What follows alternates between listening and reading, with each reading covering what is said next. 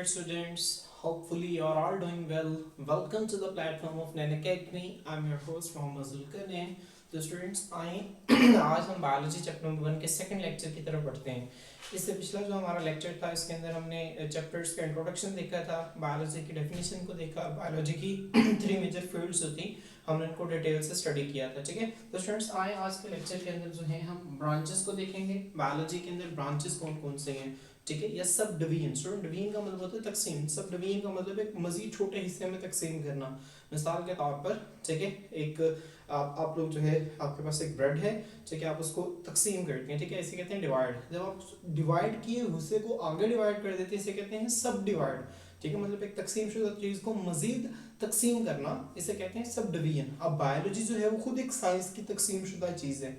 ठीक है, अब हम उसको आगे से मजीद हिस्सों में तकसीम कर रहे हैं, ये हमारे पास है सब डिवीजन्स। ठीक है, तो हमने ब्रांचेस या सब डिवीजन्स ऑफ बायोलॉजी के हम देखेंगे। ठीक है, तो स्टूडेंट्स आज के लेक्चर के अंदर हम 5 जो है फर्स्ट 5 जो है ब्रांचेस को हम स्टडी करेंगे। ठीक है, तो स्टूडेंट्स आए बगैर किसी ताख़ीर के हम अपने ब्रांचेस की तरफ बढ़ते हैं। स्टूडेंट्स सबसे पहले जो ब्रांचेस को हम स्टडी करेंगे वो हमारे पास है मॉर्फोलॉजी। ठीक है, क्या है मॉर्फोलॉजी? स्टूडेंट्स लॉजी का मतलब मैंने आपको पहले ही बताया कि ग्रीक वर्ड से निकला है जिसका मतलब है स्टडी, मुतालिया। मॉर्फो स्टूडेंट्स बायोलॉजी के अंदर जहाँ पे आ जाए मॉर्फ, इसका मतलब होता है शेप। शेप कहते हैं शक्ल सूरत को। स्टूडेंट्स इसके लिए हम इंग्लिश में एक फॉर्म का लफ्ज इस्तेमाल करते हैं। ठीक है, शेप के लिए फॉर्म, फॉर्म का मतलब होता है जाहिर सूरत हाल। ठीक है, तो मॉर्फोलॉजी किसे कहते हैं? स्टडी ऑफ शेप को कहते हैं, या आपके बुक में जो डेफिनेशन लिखी हुई है स्टडी ऑफ फॉर्म, शक्ल सूरत का मुताला, एंड स्ट्रक्चर और साख्त का मुताला। स्ट्रक्चर मतलब वो चीज़ अंदर से किस तरह से है, वो किस चीज़ से मिलकर बनी हुई है। ठीक है, वो किन किन चीज़ों से मिलकर बनी है, इसे स्ट्रक्चर कहते हैं उसका। ठीक है, तो हमारे पास जो है हमने फॉर्म की स्टडी करनी है और स्ट्रक्चर की स्टडी करनी है ऑर्गेनिजम्स के, मतलब जो जिंदा जानदार हैं हमने इनकी एक तो शक्ल सूरत का मुताला करना है और इनका स्ट्रक्चर देखना है कि इनके अंदर जो चीज़ें हैं वो किस तरह से पड़ी हुई हैं। ठीक है, तो बायोलॉजी में, ठीक है, बायोलॉजी की जो फर्स्ट ब्रांच है हिस्टोलॉजी, इसमें हम क्या करते हैं, इसमें हम स्टडी करते हैं form and structure of living organisms. ठीक है स्टूडेंट्स, अब हम इसकी सिग्निफिकेंस देखते हैं। जो पहली लाइन है आपकी डेफिनेशन है, उससे जो अगली लाइन बुक में लिखी है आपकी सिग्निफिकेंस है, आप लोग जो है रेड पेंसिल के साथ इसको लिख लें बुक के ऊपर, सिग्निफिकेंस। मॉर्फोलॉजी जो है इसकी जो स्टडीज है, ठीक है स्टूडेंट्स, अभी इसके अंदर कौन कौन सी चीजें आ जाती हैं हमारे पास? इसके अंदर हमारे पास आ जाता है आउटवर्ड अपीयरेंस। ठीक है स्टूडेंट्स, मॉर्फोलॉजी का मतलब है शेप। मिसाल के तौर पर मैं स्टडी कर रहा हूँ कि हेड की शेप किस तरह से है, ठीक है, सर की शेप, मेरे पास ये उंगलियों की शेप किस तरह से है। ठीक है स्टूडेंट्स, ये एक्सटर्नल शेप है। ठीक है, इसको हम आउटवर्ड अपीयरेंस कहते हैं। हम सिर्फ इंसानों की बात नहीं, हम इसमें जानवरों को भी स्टडी करते हैं, इंसेक्ट्स को स्टडी करते हैं, हम एनिमल्स को स्टडी करते हैं। ठीक है, कि उनकी हमारे पास एक्सटर्नल शेप किस तरह से है। ठीक है, कलर स्टूडेंट्स, तो आपने देखा होगा हमारी स्किन का जो कलर है वो डार्क भी होता है, वाइट भी होता है। क्यों होता है स्किन का कलर डार्क वाइट? ठीक है, आखिर इसके अंदर ऐसी कौन सी चीज़ है जिसका कलर डार्क बना देती है? ठीक है, अभी जो कलर इस तरह आपने देखा होगा, ज़ेब्रा का कलर आपने देखा होगा, ठीक है, उसके अंदर किस तरह से स्ट्राइप्स होती हैं। ठीक है, स्ट्राइप्स कहते हैं निशान होते हैं, वाइट और डार्क और वाइट और डार्क। ठीक है, इस तरह जो कलर पैटर्न है ना, हम इसको भी स्टडी करते हैं। ठीक है, कलर, उसके बाद पैटर्न। पैटर्न का मतलब होता है स्टूडेंट्स, ठीक है, कोई ठीक है, कोई तरतीब, कोई ऐसी तरतीब जो कि बार बार आ रही है, ठीक है, बार बार रिपीट हो रही है, इसे पैटर्न कहते हैं। मिसाल के तौर पर हम, ठीक है, हमारी बॉडी के अंदर पैटर्न्स हैं कुछ, ठीक है, सिमेट्रिकल पैटर्न। मिसाल के तौर पर हमारी, ठीक है, अगर आप बॉडी को इस तरह से तकसीम करें तो आप 2 बराबर हिस्सों में तकसीम करेंगे, एक आंख यहाँ पर, एक आंख यहाँ पर है। ठीक है, इस तरह आईज का हाफ बॉडी, एक कान इधर, एक कान इधर है। ठीक है, एक पैटर्न है हमारे बॉडी के अंदर। इस तरह बाकी जानदारों के अंदर भी एक पैटर्न होता है, ठीक है, जिसे आप लोग सिमेट्रिकल पैटर्न कहते हैं। ठीक है, तो हम ये जो पैटर्न है ना, हम इसको भी मॉर्फोलॉजी के अंदर स्टडी करते हैं। ठीक है, तो स्टूडेंट्स हम मॉर्फोलॉजी के अंदर क्या स्टडी करते हैं? हम आउटवर्ड अपीयरेंस स्टडी करते हैं, और आउटवर्ड अपीयरेंस में हम क्या करते हैं? हम शेप को, शक्ल का, रंग को और पैटर्न को हम स्टडी करते हैं। ठीक है, और स्टूडेंट्स हम सिर्फ इसमें आउटवर्ड स्ट्रक्चर को स्टडी नहीं करते, बल्कि हम इसमें चीज़ों के अंदर वाले स्ट्रक्चर्स को भी स्टडी करते हैं। ठीक है, जिन्हें हम इंटरनल स्ट्रक्चर्स कहते हैं। ठीक है, और हमारे जिस्म के अंदर इंटरनल स्ट्रक्चर्स जो चीज़ आती है वो हमारे पास ऑर्गन्स। क्या है?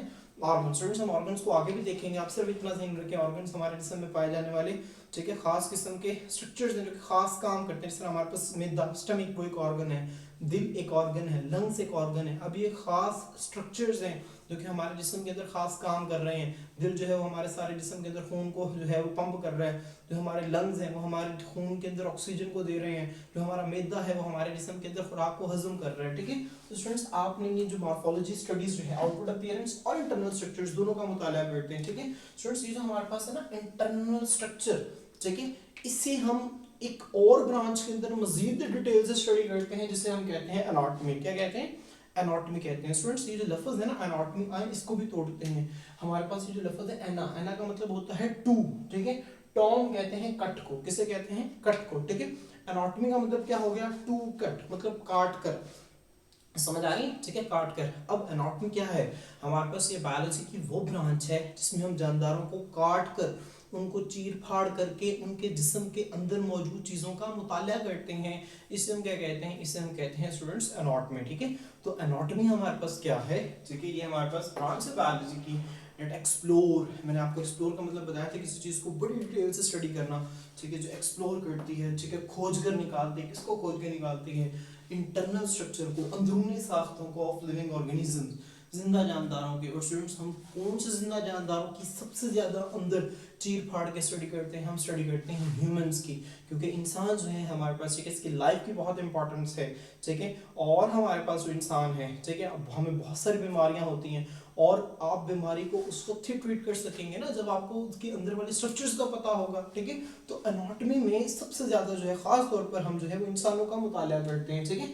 इंसान के अंदर देखते हैं, मिसाल के तौर पर हमारे पास मसल है, मसल अंदर से कैसा है, ठीक है, दिमाग से कौन कौन सी जो है, ठीक है, वो पैगाम कहाँ से पैगाम आ रहा है, कौन कौन से, ठीक है, आप ये समझ लें कुछ तार है, जिस तरह वायर होती है ना, तारें, इस तरह हम कहते हैं हमारी बॉडी के अंदर ना कुछ वायर्स हैं जिन्हें आप न्यूरॉन्स कहते हैं। वो पैगाम को लेकर आते हैं, वो कहाँ से आते हैं, किस तरह से आते हैं, ठीक है। हमारा मसल जो है वो कौन सा मसल कहाँ पर मौजूद है, ठीक है, जिसे आप पट्टे कहते हैं, ठीक है। और ये जो जितनी भी चीज़ें हम जो हमारे जिस्म के अंदर मौजूद हैं, ठीक है, इसको हम एनाटॉमी के अंदर स्टडी करते हैं, ठीक है। और स्टूडेंट्स आपको ये बात पता होनी चाहिए, ठीक है, हम जो है हम आगे जाकर हम अपना एक प्रोफेशन पढ़ेंगे जिसे हम कहते हैं एमबीबीएस, ठीक है। एमबीबीएस मतलब bachelor in medicine, bachelor in, जिसे आप डॉक्टर कहते हैं, एमबीबीएस डॉक्टर, ठीक है। स्टूडेंट्स ये क्या करते हैं, ये अपने फर्स्ट ईयर पहले साल, आपको पता है 5 साल का कोर्स है, तो पहले साल और दूसरे साल के अंदर एनाटॉमी को सारी तफसील से स्टडी करते हैं, ठीक है।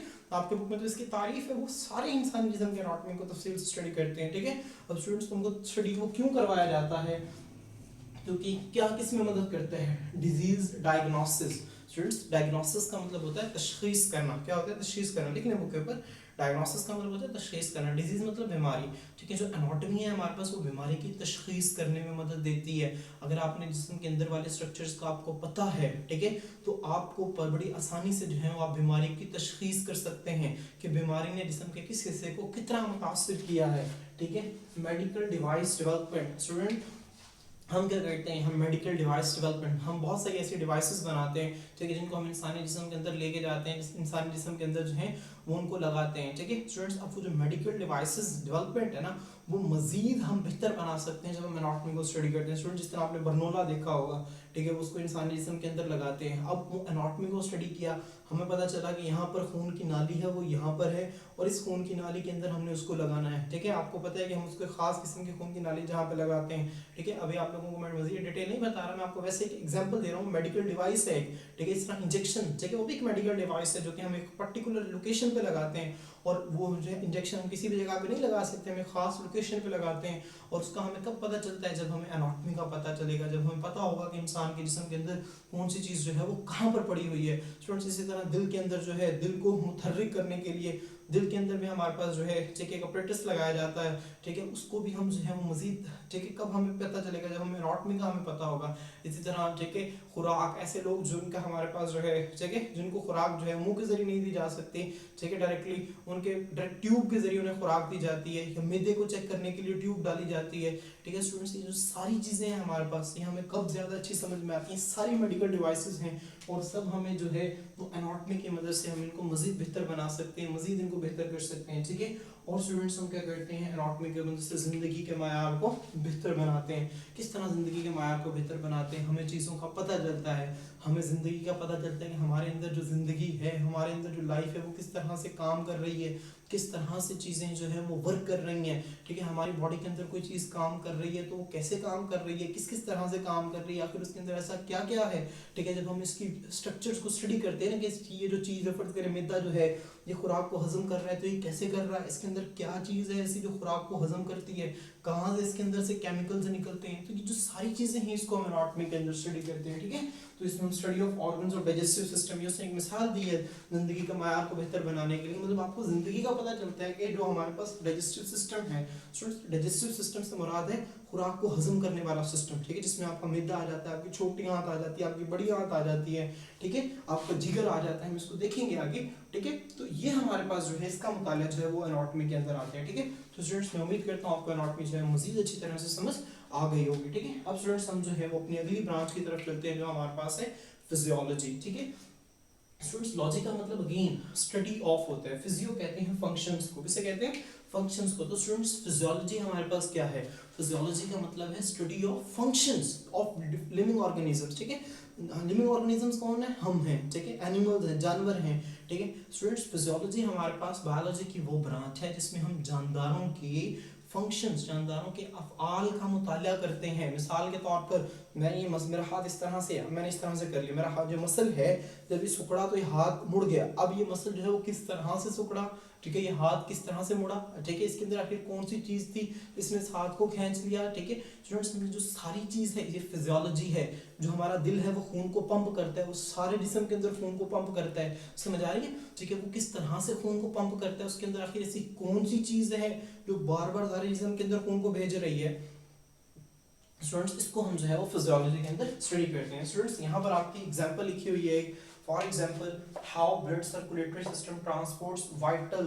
स्टूडेंट्स ब्लड सर्कुलेटरी सिस्टम क्या है, ये ब्लड सर्कुलेटरी सिस्टम, जिस तरह हमारे जिस्म के अंदर खुराक को हजम करने वाला सिस्टम होता है ना, इसी तरह हमारे जिस्म में खून को ना सारे जिस्म के अंदर पहुंचाने के लिए एक सिस्टम होता है जिसे हम कहते हैं ब्लड सर्कुलेटरी सिस्टम। क्या कहते हैं स्टूडेंट्स, मेरे साथ पढ़ें, ब्लड सर्कुलेटरी सिस्टम। स्टूडेंट्स इसके अंदर तीन चीजें आती हैं हमारे पास, एक आता है ब्लड, क्या आता है, ब्लड, ठीक है, लिखने इसके ऊपर ब्लड सर्कुलेटरी सिस्टम में एक तो ब्लड आता है, एक हमारे पास आता है हार्ट, दिल, और एक होते हैं ब्लड वेसल्स, ठीक है। हमारे पास इसके अंदर क्या आता है, ब्लड सर्कुलेटरी सिस्टम में ब्लड, हार्ट और ब्लड वेसल, दिल, ठीक है, हमारे पास खून और खून की नालियां, वो नालियां में खून जो है वो ट्रैवल करेगा, ठीक है। तो ये जो खून ब्लड सर्कुलेटरी सिस्टम है हमारे पास, ये ट्रांसपोर्ट करता है, ठीक है, किसको ट्रांसपोर्ट करता है, किसको पहुंचाता है, वाइटल सब्सटेंसेस। वाइटल का मतलब होता है जरूरी, और कितने जरूरी, इतने जरूरी जो हमारे जिंदा रहने के लिए जरूरी है। मिसाल के तौर पर हमें ऑक्सीजन चाहिए, ठीक है, मेरे हाथ के सेल को ऑक्सीजन चाहिए काम करने के लिए, अब इसको ऑक्सीजन कहाँ से आएगी, इसको ऑक्सीजन आएगी ब्लड से आएगी, समझ आ रही है। अब ब्लड यहाँ पे कौन लेकर आएगा, दिल भेजेगा ब्लड को, समझ आ रही है स्टूडेंट्स, ठीक है। तो मिसाल के तौर पर आपकी मिसाल देता है फिजियोलॉजी की, ठीक है, कि हम किस तरह जो है वो ब्लड सर्कुलेटरी सिस्टम जो है वो हमारे सारे जिस्म के अंदर, थ्रू आउट का मतलब होता है मुकम्मल तौर पर सारे जिस्म के अंदर जो है वो चीज़ों को मुंतकिल करता है, चीज़ों को पहुंचाता है। इसे हम क्या कहते हैं, इसे हम फिजियोलॉजी की मिसाल में, ठीक है, फिजियोलॉजी की एग्जांपल है, ठीक है, जो कि मैंने आपके सामने रखी, ठीक है, जो आपकी बुक के अंदर गिवन है, आप लोगों ने इसे अच्छी तरह से डेफिनेशन के साथ इसकी एग्जांपल लिखनी है और इसको अच्छी तरह से आप लोगों ने याद करना है। अगर आपको कोई भी मसला है तो आप लोग कमेंट सेक्शन में पूछ सकते हैं, ठीक है। तो स्टूडेंट्स आए हम अपनी नेक्स्ट ब्रांच की तरफ बढ़ते हैं जो हमारे पास है हिस्टोलॉजी, ठीक है। स्टूडेंट्स ये जो लफ्ज़ है ना हिस्टो, हिस्टो का मतलब होता है, ठीक है, हमारे पास बायोलॉजी के अंदर टिश्यू क्या होता है, टिश्यू, और लॉजी कहते हैं स्टडी। तो हिस्टोलॉजी का मतलब क्या हो गया, स्टडी ऑफ टिश्यूज। स्टूडेंट हम अब टिश्यूज है ना जो वो सेल से मिलकर बने होते हैं, ठीक है। अब स्टूडेंट टिश्यूज क्या होते हैं, टिश्यूज को देखते हैं, ठीक है। Tissues are group of cells that have similar functions, ठीक है। टिश्यूज क्या हैं, सेल्स के ग्रुप्स हैं, सेल्स के कह लें आप मजमा है, सेल्स इकट्ठे होकर क्या बनाते हैं, ठीक है, जो कि एक जैसा काम करते हैं, वो हमारे पास टिश्यूज बनाते हैं। स्टूडेंट्स यहाँ पर फिर एक सवाल पैदा होता है हमारे पास कि यहाँ पर हमारे पास जो है वो सेल्स क्या होते हैं, ठीक है, सेल्स, व्हाट आर सेल्स, ठीक है। स्टूडेंट्स आपने इस बात को ज़हन में रखना है, सेल क्या है, ठीक है। हम इसको आगे जाकर हमारे पूरा चैप्टर होगा जो द सेल के नाम से, हम वहाँ जाकर इसको पढ़ेंगे। आपने अभी ये ज़हन में रखना है कि जो सेल है ना वो ज़िंदगी की बुनियादी इकाई है। मतलब आप सेल की डेफिनेशन को इस तरह से ज़हन में रखें, building block of life. Building block से क्या मुराद है, जिंदगी को बनाने वाली, जिंदगी को बनाने वाली जो इकाई है वो क्या है, सेल है, समझ आ रही है, ठीक है। तो सेल की आप आसान सी डेफिनेशन याद रखें जो आपकी बुक में अभी दी गई है, वो ये है बिल्डिंग ब्लॉक ऑफ लाइफ, जिंदगी को बनाने वाली जो चीज़ है वो क्या है, सेल है, ठीक है। सेल स्टूडेंट्स हम इसको आगे जाके डिटेल से देखेंगे ये होता क्या है, बस अभी आप सिर्फ इतना याद रखें कि जिस चीज़ के पास सेल होता है हम कहते हैं उसके पास जिंदगी है, और जिसके पास सेल नहीं है हम कहते हैं कि उसके पास जिंदगी भी नहीं है, समझ आ रही है स्टूडेंट। सेल हमारे पास एक खास किस्म का एक स्ट्रक्चर होता है, ठीक है, जिसके अंदर हमारे पास जो है बहुत सारी चीज़ें पड़ी होती हैं जो कि काम कर रही होती हैं, ठीक है, और स्टूडेंट जब वो बहुत सारी चीज़ें काम करती हैं तो हमें ज़िंदगी का काम हमारे पास वजूद में आता है, ठीक है। मैं आपको अगेन बता रहा हूँ, इसको आगे देखेंगे, बल्कि इस ब्रांच के अंदर भी देखेंगे इसको थोड़ा सा हम, ठीक है। तो अभी आप सिर्फ इतना याद रखें, जो सेल है वो ज़िंदगी की बुनियादी इकाई है। जब वो ज़िंदगी की बुनियादी इकाई सेल्स आपस में मिलेंगे और वो एक जैसा काम करेंगे तो हमारे पास क्या होगा, टिश्यूज़ होगा। तो जब हम उन्हीं टिश्यूज़ को माइक्रोस्कोप के अंदर स्टडी कर रहे होंगे तो वो जो माइक्रोस्कोपिक स्टडी है टिश्यूज़ की, वही हमारे पास क्या कहलाएगी, वही माइक्रोस्कोपिक स्टडी ऑफ टिश्यूज हमारे पास कहलाएगी हिस्टोलॉजी, ठीक है। तो स्टूडेंट्स मैं उम्मीद करता हूँ आपको समझ आ गई है कि टिश्यूज क्या है, microscopic study of tissues is called histology. Tissues क्या है, ग्रुप ऑफ सेल्स हैं, सेल्स का ग्रुप है that have similar functions, जिनके एक जैसे फंक्शंस, एक जैसे अफाल हैं। मिसाल के तौर पर टिश्यू एग्जामिनेशन, स्टूडेंट्स एग्जामिनेशन का मतलब होता है किसी चीज़ को मुताला करना, ठीक है, किसी चीज़ को परखना, किसी चीज़ को जांचना। जिस तरह आपके एग्जाम्स होते हैं उसमें आपकी कारकर्दगी को जांचा जाता है, इसी तरह जब टिश्यूज़ की एग्जामिनेशन होती है तो हमें किन किन चीज़ों में मदद करती है, वो हमें मदद करती है डिजीज़ डायग्नोसिस में, बीमारियों की तशखीस करने के अंदर टिश्यूज़ की जो स्टडी है वो हमें मदद करती है, ठीक है। स्टूडेंट्स मिसाल के तौर पर हमारे जो एक सेल है, टिश्यू है, उसके अंदर ट्यूमर बन गया है, ठीक है, कैंसर हो गया है, तो स्टूडेंट्स वहाँ पे हमें सेल्स जो हैं वो बहुत ज़्यादा नजर आएंगे, हमें गिल्टी नुमा ट्यूमर नुमा एक स्ट्रक्चर नजर आएगा, ठीक है। तो टिश्यूज़ जो हैं अब यहाँ पर हमें बीमारी की तशखीस में मदद दे रहे हैं, समझ आ रही है स्टूडेंट्स, ठीक है। तो हमारे पास ये जो टिश्यूज़ हैं बीमारी की तशखीस में मदद देते हैं। ड्रग स्टडी, स्टूडेंट ड्रग किसे कहते हैं, ड्रग कहते हैं दवाइयों को। यहाँ पे ड्रग से मुराद नशावर चीज़ नहीं है, बायोलॉजी के अंदर हर वो चीज़ जो कि हमारे जिस्म जो हम दवाई के तौर पर लेते हैं, ठीक है, वो ड्रग है। हमारे पास पैनाडोल एक ड्रग है, डिस्प्रिन एक ड्रग है, जो कि बड़ी कॉमन दवाई है, ड्रग है, ठीक है। स्टूडेंट्स जो कोई भी ड्रग है उसको डायरेक्ट जो है वो इंसानों पर नहीं लगा दिया जाता, क्योंकि उस ड्रग के हमारे पास वो जो हर दवाई है उसके कुछ जो है मनफी असरात होते हैं इंसानी जिस्म के ऊपर।